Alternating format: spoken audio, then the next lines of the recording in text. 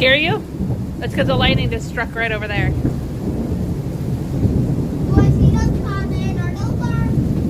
Those are our foolish kids that are standing under a tree during a lightning storm.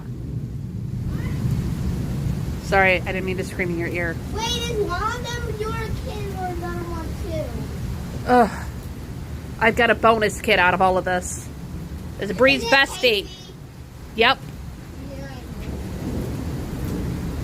Put them up for adoption. They were dropped.